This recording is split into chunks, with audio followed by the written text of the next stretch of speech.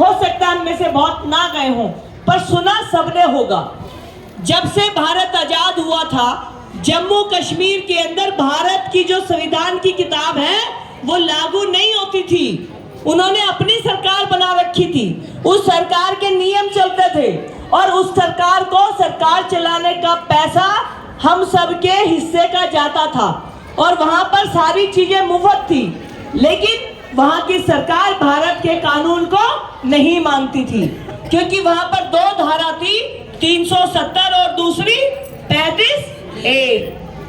प्रधानमंत्री जी ने 370 और 35 से हटाया और जम्मू कश्मीर को अपने जैसा जो बाकी राज्य है उनके जैसा बनाया।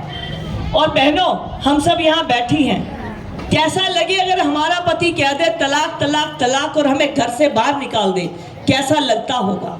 उस आदमी की 1 मिनट लगती होगी, लेकिन उस सामने वाली बहन की जिंदगी बर्बाद हो जाती होगी।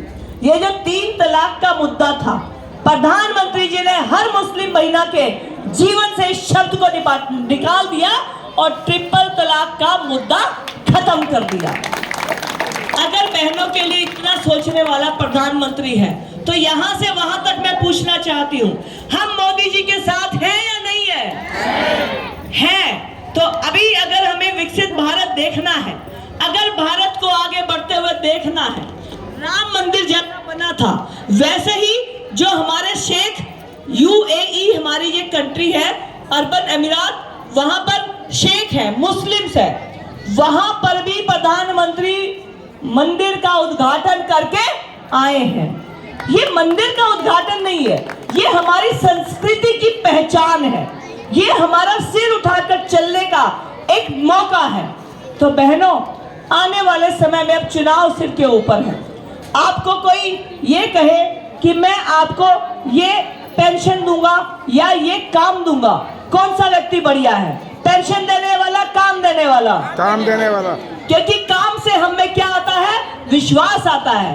काम से हम अपनी बच्चों की परवरिश अच्छे से कर सकते हैं। तो मोदी वो आदमी है जो बहनों को काम देना चाहता है, मोदी वो व्यक्ति है जो बहनों को सम्मान देना चाहता है, और मोदी वो व्यक्ति है जो बहनों को आगे लेकर बढ़ना चाहता है।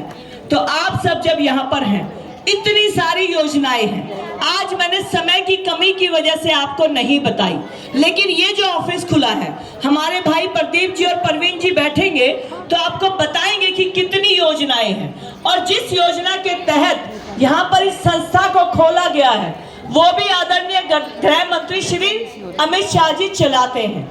यानी आपको जो भी सुविधा मिल रही है वो प्रधानमंत्री नरेंद्र मोदी जी के जो योजना है उससे मिल रही है। एक बात और कहना चाहती हूँ, आप लोग हरिद्वार गए हैं? अभी 6-7 महीने में गए हैं? आप रोड देखेंगे तो पहले से रोड अच्छे हुए कि नहीं हुए?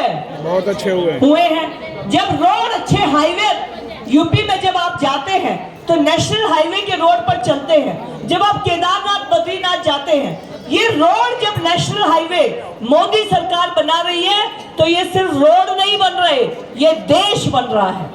तो इस देश को बनाने के लिए हम सबको आने वाले समय में प्रधानमंत्री नरेंद्र मोदी जी का साथ देना है।